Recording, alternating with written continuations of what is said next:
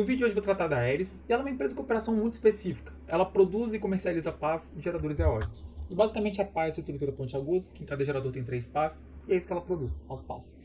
E nessas imagens, de forma mais ampla, essas pás, pelo menos pra mim, elas não parecem tão grandes, mas quando a gente coloca em perspectiva de caminhões, navios, cara, são realmente muito grandes.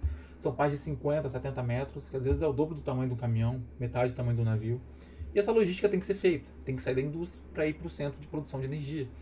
Então, a Aeris ela é posicionada na região estratégica do Brasil, porque quase toda a energia eólica do Brasil é produzida no Nordeste, 30% só se concentra no Rio Grande do Norte, e a Aeris é do Ceará, então já facilita essa logística, muito vai por rodovia. Eu acredito que a parte de navios se concentre mais na questão de exportação, mas hoje a receita de exportação da Aeris é zero, então muito se concentra aqui por questão rodoviária mesmo. E isso é um diferencial competitivo, cara, porque ela já é dona desse mercado todo, e isso afasta que brasileiros compitam nesse mercado, que já é competitivo, a Aeris já está passando por um momento difícil. E também a logística para um chinês trazer esse produto também é muito complexa. Tudo bem que o chinês compra minério de ferro aqui e vende o aço pra gente. Sendo que a gente tem a Gerdau, mas o chinês consegue vender o aço mais barato que a própria Gerdau aqui pro Brasil. Mas eu acho que nessa questão da Aeris, de fato, a logística é muito mais cara, uma logística menos densa, cabe em poucas dessas pás dentro de um navio. Diferente do minério, que você consegue colocar muito mais tonelada ali por metro cúbico. A Aeris tem se posicionado de forma estratégica, mas ainda assim é um mercado muito concentrado. Está concentrado completamente no Brasil, porque hoje a receita internacional é zero. Então, ela é dona do mercado brasileiro, 90% da fatia de mercado do Brasil é da Aeris. Isso é um dado de 2021, então se estiverem mais atualizados podem trazer, eu não encontrei.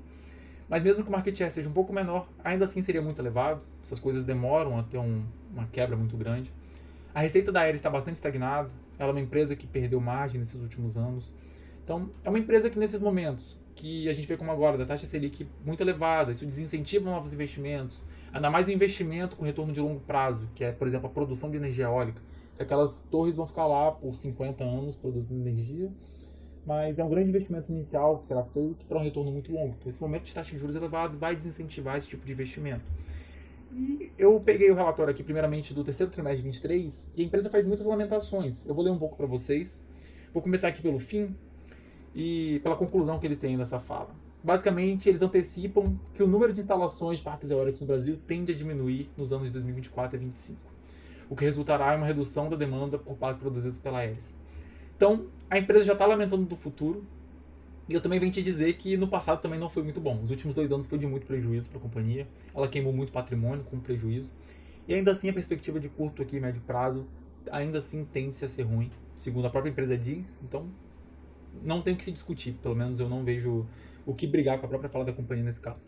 Mas eles argumentam que, ao observar o cenário, é possível notar mais aceleração no ambiente de negócios do mercado doméstico. Isso se deve à persistência de taxas de juros elevadas, bem como à sobreoferta de energia, fatores que exercem uma influência diversa sobre os preços de curto e médio prazo. Consequentemente, eles antecipam essa queda na demanda de paz. Ok. A empresa já tem dito isso. E ela está numa situação de fato muito complexa, porque já teve uma queda de 95% desde o topo, e ainda assim a empresa está sendo negociada acima do seu valor patrimonial. Ela é uma empresa que estava, de fato, a múltiplos muito esticados. Uma empresa negociada a 8 vezes o valor patrimonial. É o que uma VEG é precificada hoje, praticamente. A VEG está a 10, mas se colocou uma expectativa sobre a Aeris do tamanho da expectativa que a VEG tem, sendo que a VEG é uma empresa que já entrega há décadas, tem crescimento há décadas, de forma exponencial. E essa expectativa estava sobre a Aeris, ela frustrou essa expectativa, não entregou. E essa é uma empresa que agora tem sofrido muito na cotação, mas ainda assim, quando você olha de forma geral, os múltiplos não estão muito fora do que se vê de uma empresa industrial. Eu não ava uma empresa industrial uma vez, valor patrimonial, principalmente dando prejuízo. Porque a tendência é que empresas que gerem ROI muito baixo, retorno do seu patrimônio muito baixo, ou principalmente quando geram retorno do seu patrimônio negativo, elas tendem a ser negociadas para baixo do valor patrimonial, até que o mercado reprecifique uma perspectiva de melhora desse cenário. Então o mercado ainda está em confusão. Eu vejo que essa empresa ainda teria muito downside frente ao que pode acontecer. Poderia ter upside no longo prazo também, mas é um risco muito grande, porque a própria empresa já está te dizendo que tá ruim e pode piorar. E já tá ruim, já tá queimando muito patrimônio. Essa é uma empresa que diluiu bastante seus acionistas, cara. Ela teve que emitir ações para pagar dívida. Então, o que era 750 milhões de ações virou 1,2 bi. Então, diluiu pra caramba os acionistas. A empresa veio queimando patrimônio. Ela cresceu o patrimônio na IPO, abriu o balanço trimestral, ficou melhor. E reloginho, todo trimestre, queimando patrimônio, queimando patrimônio, queimando patrimônio. Aí emitiu novas ações aqui para reconstituir esse patrimônio. Aí deu uma reduzida também no endividamento. Mas ainda assim, tem sido muito consistentes os prejuízos da companhia, prejuízos aumentando. Então você vê a margem EBITDA caindo, a margem EBIT, por consequência, vai cair também. E a despesa financeira continua muito elevada, porque a dívida é muito elevada também. Então, apesar da redução de dívida, foi só agora. Então, o resultado financeiro continua bastante negativo. Mas é uma empresa que, de fato, a perspectiva para mudar esse cenário é uma mudança completa no mercado, nesse mercado de pás eólicas. Mas botar um panorama aqui de uma notícia que poderia ser positiva para a companhia. Ela tem essa tabela, aqui na página 18, já do relatório do quarto trimestre de 23, de potencial de ordens de contrato de longo prazo. Esse gráfico até o trimestre passado estava muito feio, que era a tendência de contratos de longo prazo caindo muito. E eu vou traduzir para vocês quanto significa 13,2 gigawatts de contrato. Mas basicamente as perspectivas de contratos futuros da companhia estavam indo a tendência de zero. Mas do nada ela voltou para patamares que eram muito elevados, como era aqui em 2022. Só que na prática eu fico um pouco em dúvida se isso de fato significa alguma coisa. 13,2 gigawatts de energia é muita coisa. É uma receita que pode chegar a 8 bi de reais, sendo que a receita nesse último trimestre da empresa foi de 700 milhões. Uma receita programada de 8 bi no longo prazo, como vocês veem, essa receita programada vai sendo entregue aos poucos e vai voltando à normalidade. Mas mesmo assim é uma tendência que agora a gente tem a expectativa de que a empresa tem já produto vendido, já tem um contrato fechado e que a capacidade ociosa vai ser ocupada. Mas ainda assim, tá, a gente pode olhar um gráfico, aqui no gráfico ela tinha essa mesma demanda de contratos de longo prazo que ela tem hoje, ela tinha em 2022, mas mesmo assim a entrega da empresa não aconteceu. Então a gente olha aqui a partir de primeiro trimestre de 22, já tinham esses contratos, mas ao longo do tempo a receita não aumentou, aumentou só aqui em 23, mas mesmo assim ela não se converteu em EBITDA, a margem da empresa é muito baixa. Então se a gente olhar hoje a margem da Aeris é de 7,8%, margem bruta.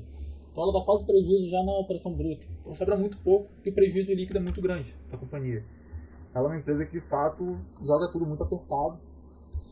E aqui a gente pode ver, por exemplo, mercado externo receita zero. Em algum momento no passado ela já chegou a ter, mas não tem mais. E essa receita no mercado interno de fato estagnada há muito tempo e decadente, porque no quarto tri de 22 foi muito maior do que é atualmente. E naquela época tinha uns contratos melhores já. Então, mesmo que com esses contratos já programados, foi o que eu mostrei agora, a gente volte para aquelas receitas de 2022, ainda assim em 2022 a empresa não dava lucro, não dava retorno, até porque essa margem bruta é tão pequena que ela vai produzir mais, mas vendendo quase no prejuízo seus produtos, ela não vai conseguir reverter. Então esse dado por si só eu não consigo saber. Eu precisaria da informação de por quanto será vendido esse produto. Então, mantendo a margem do patamar que está hoje, a empresa vai continuar dando um prejuízo muito forte. Então isso teria que mudar. E, cara, é bizarro como essa aqui é uma das empresas de modinha que fizeram o IPO em 2020, 2021. E, cara, valuation de VEG, sendo que a VEG já entrega décadas. Isso é, de fato, é bizarro, cara. E a empresa corrige, não tem jeito. É muito difícil entregar naquele ritmo. E com o número não se brinca. É uma empresa que o patrimônio dela aumentou em 5 vezes e a receita mal duplicou. Duplicou 1,5 vezes a mais de receita. Então captou muito dinheiro e não conseguiu entregar com tanto de dinheiro que foi captado. Proporcionalmente é pouco. Então, mesmo que a empresa reverte esse prejuízo, está muito longe de reverter, inclusive. Mas caso reverta, seria um retorno muito baixo, que ainda assim, um múltiplo de uma vez valor patrimonial talvez fosse demais para uma empresa que não tem perspectiva de retorno. Mas tudo bem, a gente pode partir também da perspectiva de que, ok, energia eólica é uma ótima energia, vai ser muito ascendente no futuro, mas em qual futuro e em quanto tempo? Porque no ritmo desse aqui, você como acionista segurando a ação e sendo diluído nesse ritmo, muito agressivo para pagar dívida, esse aqui não vai nem para investimento. É meramente para reduzir a alavancagem da companhia, sendo que ela está te dando a perspectiva de prejuízos por mais 2 anos, talvez piores do que o de hoje, pelo menos é como parece o discurso de certa forma, para aí sim acreditar que talvez em 26, 27 pode dar uma reviravolta nesse mercado. Então, segurar essa ação de hoje, pegar um cenário horroroso para pensar num futuro melhor, eu fico de fora dessa. E definitivamente não é uma recomendação de investimento, é meu perfil de risco. Eu prefiro investir em coisas de fato já mais sólidas, como a entrega, e não numa especulação de algo que pode vir completamente, assim, que me parece, de certa forma, distante e que muita coisa ruim pode acontecer no caminho. Eu posso perder participação na companhia, como eu digo, a diluição é muito importante, porque, basicamente, aqui uma diluição pode ter sido, você tinha 1 da empresa, agora você tem 0,7.